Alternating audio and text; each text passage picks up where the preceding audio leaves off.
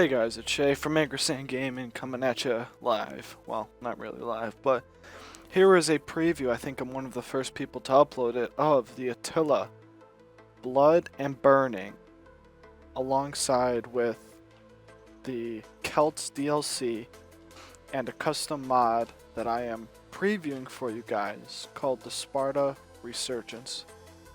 Now, about the blood and gore, because that's something a lot of people haven't seen yet. I think I'll be one of the first to talk about it and upload it.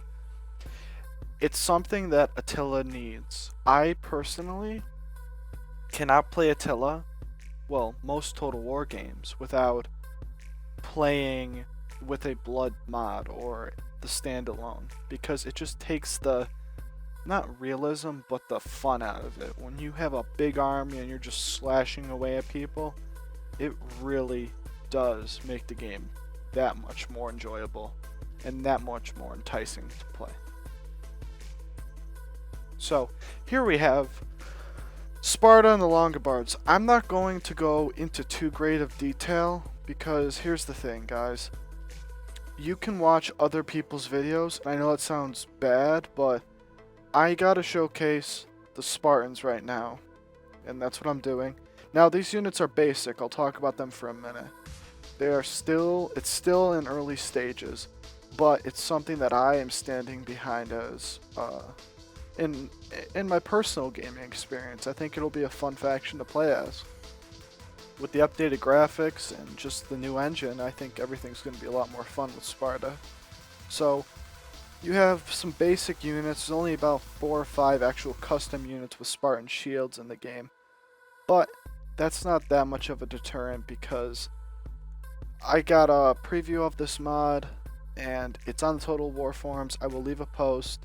This guy did a great job. He's doing an amazing job, and I can't wait to see the actual mod in action in a campaign where you start off as Sparta and you have to build your way back into, I'm assuming you're going to play as the Horde faction, and then you can settle down or just ravage like the Huns and just smash your way through everyone. Now, onto the Celts DLC. I was gonna say just well, I guess it doesn't matter what I think.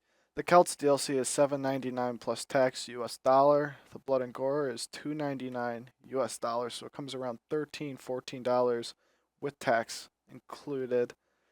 Not sure the exact price. Now I'm gonna give you a brief overview. Do I think you should buy the Blood and Gore and the Celts? Well, the Celts DLC is just units you've seen before that have been reskinned with a few added, well, you'll see in the gameplay. A lot of the units are the same, they just have new skins or armor or shields. And it's kind of disappointing, you know.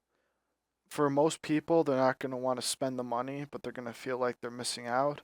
I really don't suggest buying this DLC if you don't have the money right away. If you work a full-time job like I do, yeah, buy the DLC. You know, it adds more immersion into the game. Another faction, well, 3 factions to play as, and the Blood and Gore I would recommend. I said before I cannot play without it, and I stand by that. It makes the game look so much better, especially when you have a gaming rig like mine. GTX 780, i7 470, 7K, you know, overclocked everything. You can play with the ENB effects, the sweet FX, and the game is beautiful. So now on to the review part, because I kind of been jumping over, but it's 5 o'clock in the morning and I wanted to get this out of here. The Celts have the guerrilla warfare tactics, as you can see. I have not gotten to play with this that much, so I cannot tell you for sure how great it is. It seems like if you play like I do, which is a style of rushing with melee infantry and not a lot of cavalry, you are really going to enjoy it. However, like I said before, the units aren't that much different. I go over the basic units here, and I scroll through some of the more advanced ones in battle. So, overall, the Celts pack's a big letdown. I mean, you don't have to hear it from me. You can talk to anyone. You can go on the forums, you can see other YouTubers' videos. It's a letdown. I mean, there are other factions that have fully customized rosters, like the Sassanids have a fully customized roster. They're different from every other faction. So the Romans have different rosters. And then you kind of get the Germanic nobles, and you get the Celtic, nobles, and you get the Germanic faction, the Celtic faction, and then the Viking factions, and they all kind of are the same with a little bit of mix in between. So I don't really know what to say about that. I personally think it's, ridiculous, but I have the money to spend, to be able to spend, I should say. So personally, I'm gonna buy it and show you guys.